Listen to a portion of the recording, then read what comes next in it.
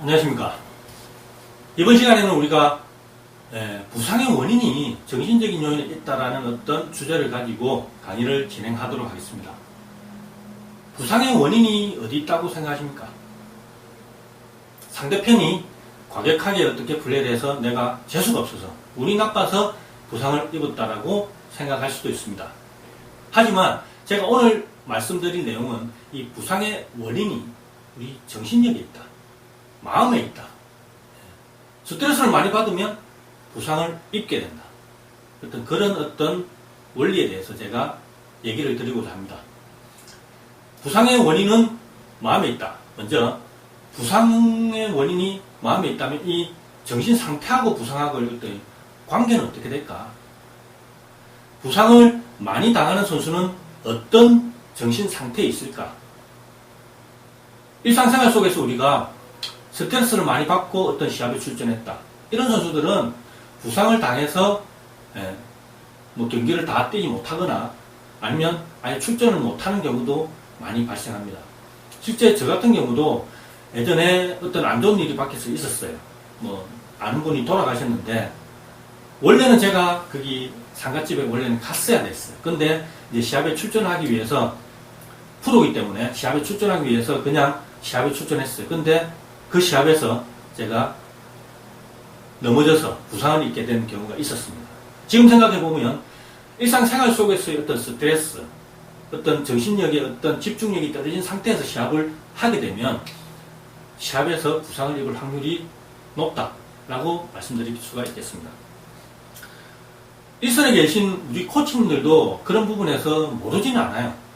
부상의 원인이 어떤 정신력 해이에 있다는 걸 알지만 현장에서 그 연결고리를 가지고 선수들을 지도하는 코치는 얼마 되지 않는다고 저는 보고 있습니다.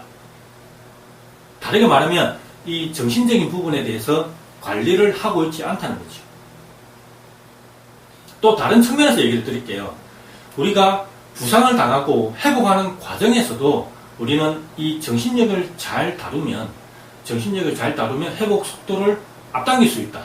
빨리 회복해서 현장에 투입할 수 있다라고 말씀드리고 싶습니다.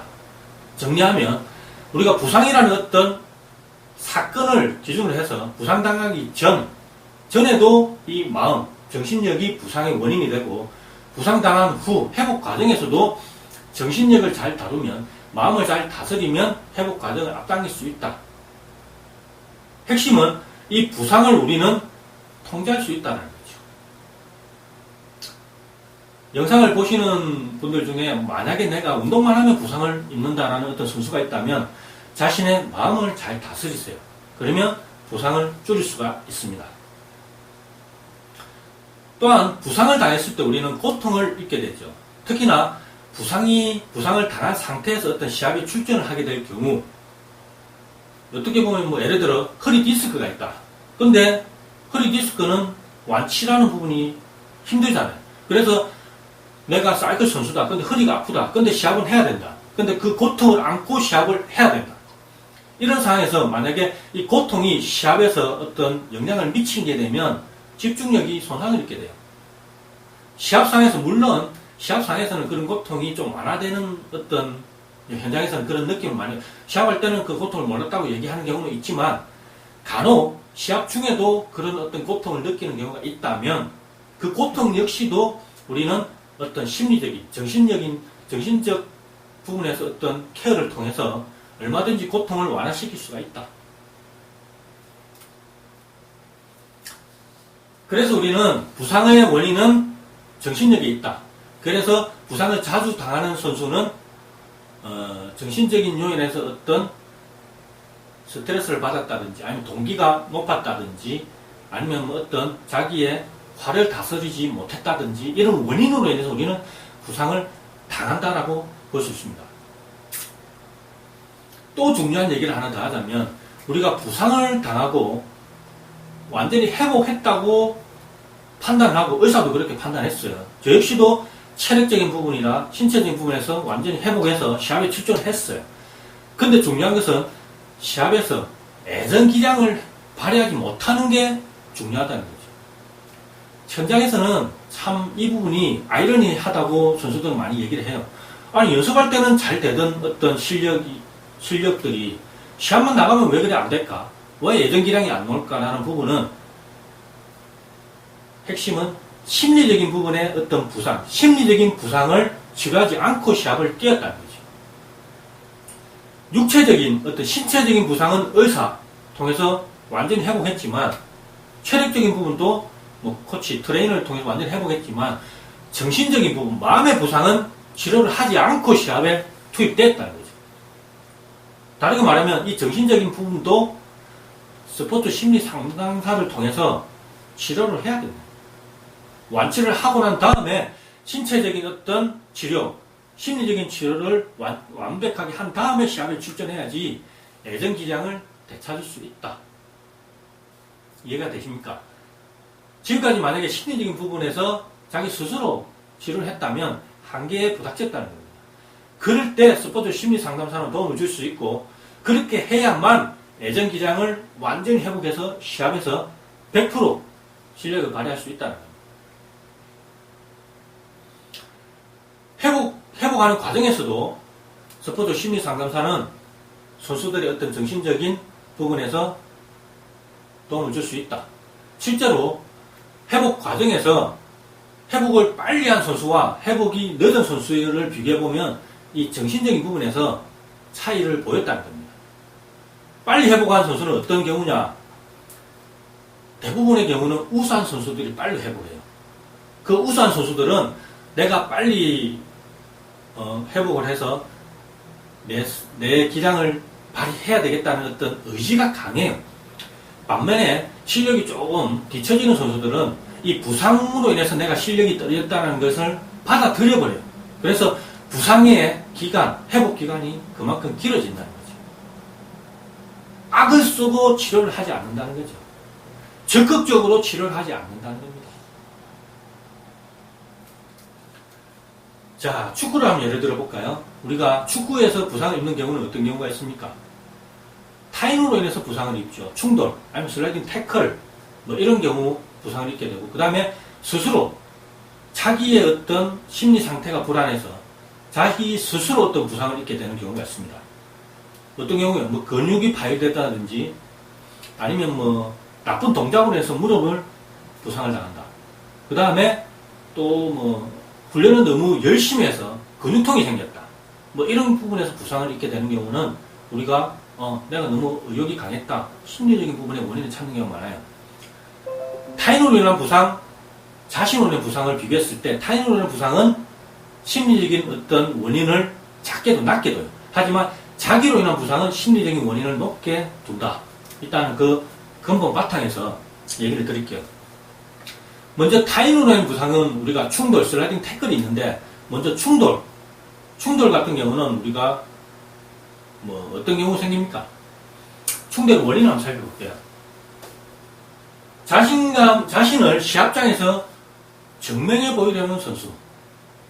뭐 예를 들어서 스카우트가 경기를 관람하고 있다. 이 상황에서 우리는 잘하는 걸 보여줘야 되잖아요. 평소에 안 하는 걸 보여줘야 되잖아요. 그러다 보면 부상을 입게 됩니다. 뭐 증명해 보인다. 이걸 다르게 얘기하면 제가 예전에 농구를 좀 좋아해서 농구를 많이 했어요. 그래 동네 농구를 많이 했는데 동네에서 농구할 때는 그냥 뭐 부상 별로 안 입고 그냥 열심히 잘했어요. 근데 뭐 대학교 들어가서 과 대학 농구 시합이라든지 아니면 어떤 농구 시합에 출전해서 시합을 할 때는 뭔가 평상시에 안 하던 어떤 행동들이 나오고 그로 인해서 부상을 당하는 과도한 욕심이죠. 그것 때문에 부상을 당하는 경우가 종종 있었습니다. 종종. 그 다음에 우리가 축구에서 공을 빼앗겼을 때 우리가 선수를 유심히 보십시오. 공을 빼앗긴 선수의 어떤 플레이를 유심히 보면 악착같이 공을 뺏기 위해서 달려드는 모습을 많이 볼 겁니다. 그게 부상의 원인이 된다는 거죠. 자신의 실수를 만회하기 위해서 평상시에 안 하던, 평상시 같으면 그냥 자연스럽게 수비하고 했을 텐데 자기가 공을 뺏긴 상황에서는 악착같이 달려드는 어떤 모습을 볼 수 있는데 이때 부상을 유발할 수 있는 원인이 될 수 있다. 또 잘하는 선수를 마크하는 상황에서 우리는 부상을 입을 경우가 많아요. 다르게 말하면 상대 팀의 에이스 선수를 마크하는 경우가 많겠죠. 이런 경우 상대 에이스 선수는 실력이 좋아요. 그에 반해서 나는 그 선수를 마크하는 상황이라면 과부하가 걸릴 수가 있죠.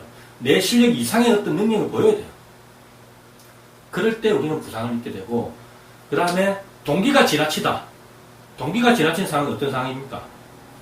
이 시합에서 꼭 이겨야지 우리는 8강에 진출한다. 아니면 이 시합에서 꼭 이겨야지 성적을 내서 내가 진학을 할 수가 있다. 뭐 이런 경우 동기가 지나칠 때 우리는 부상을 당할 높아진다. 예전에 제가 축구 선수들이 어떤 시합에서 성적을 내면 군대가 면제되는 이런 제도가 있을 때가 있었어요. 지금은 어떤지 모르겠어요.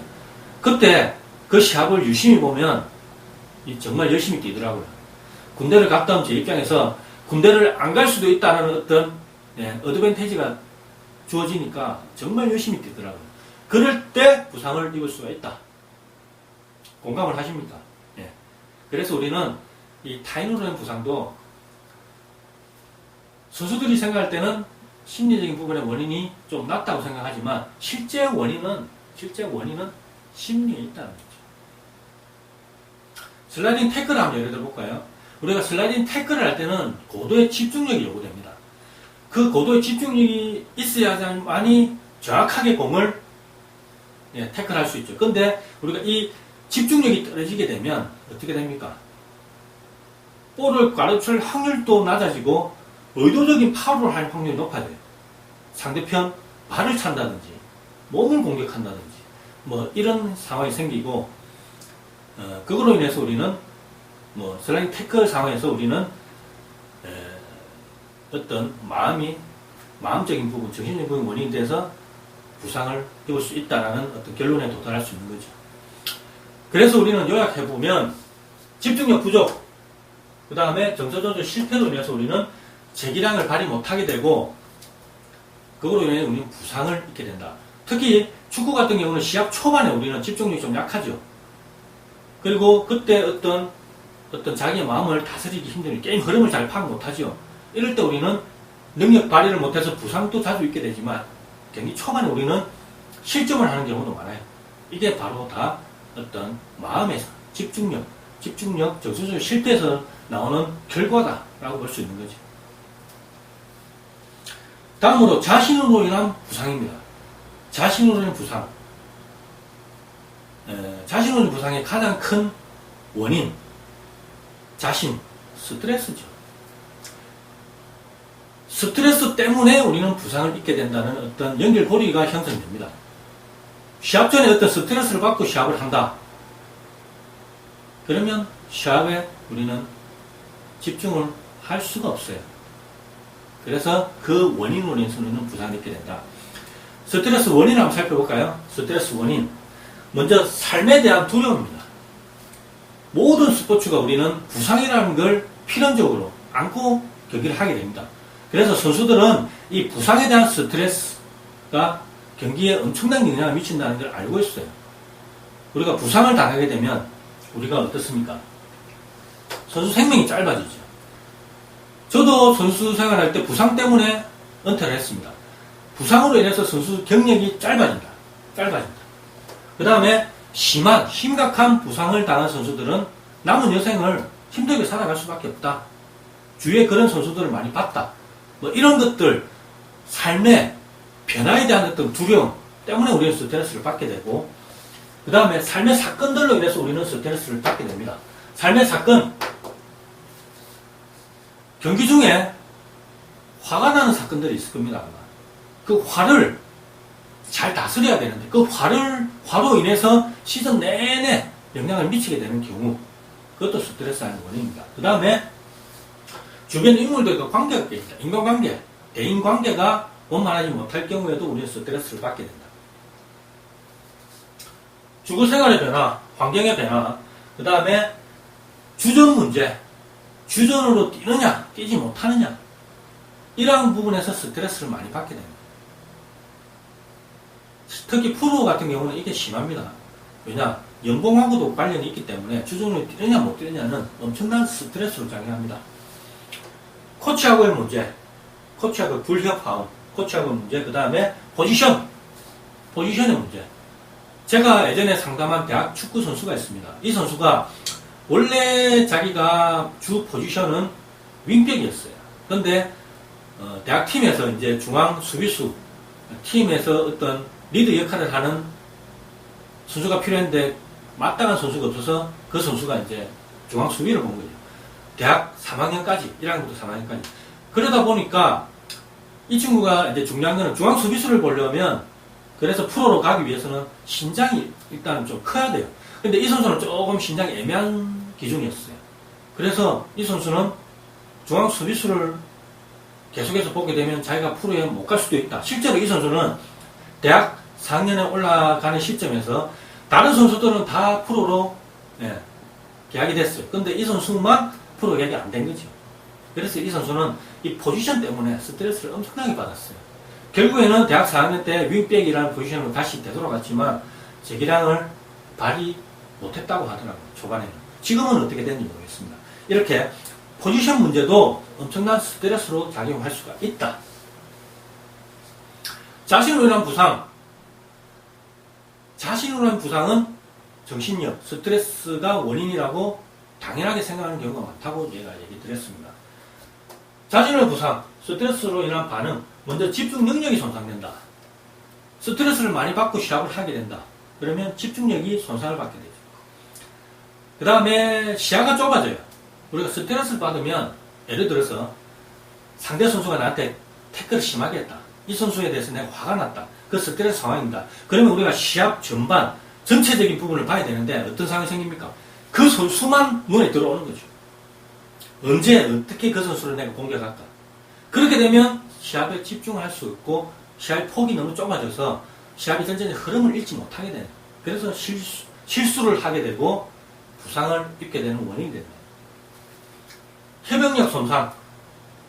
몸이 우리가 협응력이 나오기 위해서는 몸이 이완된 상태가 돼요. 몰입된 상태에서 협응력이 나오는데 집중이 딴 데가 있으니까 이 몰입이 안 되고 이완이 안 되죠. 항상 긴장을 하고 있기 때문에 협응력이 손상을 받게 됩니다. 반응 역치가 낮아진다. 반응 역치가 뭐냐? 예를 들면 우리가 양동이 물을 받는다고 생각할 때 큰 양동이에 물을 받으면 물이 넘치기 위해서는 많이 물을 받아야지 넘치잖아요. 반응 역치가 높다고 얘기합니다. 근데 반응 역치가 낮다는 양동이 작아요. 물을 부었을 때 조금만 부어도 넘치잖아요. 다른 게 말하면 별거 아닌 일에도 화를 내버린다. 옛날 같으면, 평소 같으면 화를 안 내도 되는 상황인데 반응 역치가 낮아져 버리면 화를 내지 않아도 되는 상황에 화를 내버립니다. 그래서 시합에서 스트레스가 중요한 원인입니다. 관리를 잘해야 되겠죠. 그 다음, 의사결정력이 저하된다. 우리가 시합 중에는 이 의사결정을 해야 되는 상황이 많이 발생해요. 이 의사결정을 하는 부분이 아마 뇌의 전두엽일 겁니다. 이 부분에 어떤 기능이 저하돼 버리면 올바른 판단을 못해요. 이 상황에서는 이 선수한테 패스해야 되는데 이 상황에서 자기가 공을 계속 가지고 있다든지 의사결정을 못해가지고 이렇게 해서 공을 뺏긴다든지 이런 상황이 자주 발생한다는 거죠. 그래서 우리는 스트레스를 관리를 잘해야 되고, 그 다음 근육이 경직된다. 우리가 스트레스를 받게 되면 근육이 주동근 이런 개념이 있잖아요. 수축이완이 교대로 이루어져야 되는데 우리 몸은 이 근육이 동시 수축해야 되는 근육이 아니 이완돼야 되는 근육이 반대로 작용해버려서 수축이완이 돼야 되는데 이게 수축할 때 이완이 돼버리고 이완할 때 수축이 돼버리고 이래서 뻣뻣하게 되는 어떤 근육 경직 현상이 발생하게 됩니다. 이것으로 인해서 우리는 몸의 피로를 느끼게 되고 유연성 감소, 협응력 손상, 근육 비능률로 인해서 결국에는 스트레스로 인해서 우리는 부상을 당하게 되는 상황이 발생하게 되는 거죠. 또 자신으로 인한 부상을 우리가 더 세부적으로 한번 살펴볼게요. 먼저 동기가 지나치게 됐다. 평상시에는 그냥 평상시에는 조심하게 공을 차요. 아니면 운동을 해요. 근데 시합 상황 아니면 중요한 이 시합에서 내가 이겨야지 결승에 진출한다. 이 시합에서 이겨야지 주전으로 뛴다. 예를 들어 자기의 어떤 능력을 보여줘. 아니면 진학을 한다는 어떤 동기가 지나치게 높은 상황에서 우리는 부상을 입게 된다. 평소에 안 하는 어떤 행동을 하게 되고 무리한 시도를 하게 된다. 이게 결국에는 부상으로 연결이 되어버린다. 그 다음에 지도자가 보고 있다.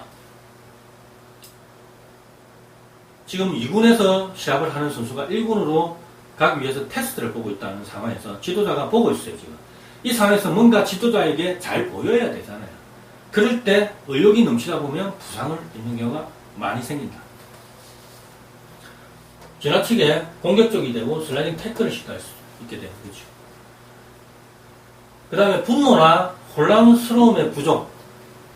시합 도중에도 상대 선수로 인해서 분노할 수 있고, 아니면 예전 시합에서 이 팀하고 어떤 시합을 했는데 그때 분노가 남아있을 수도 있고, 그 다음에 어떤 혼란스러움. 최근에 자기 일상생활 속에서 어떤 혼란함,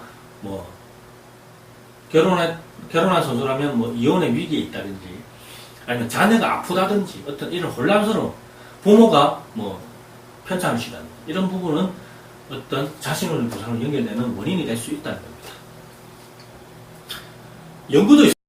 연구도 스트레스 부상 모델을 앤더슨과 윌리엄스는 발표를 했어요.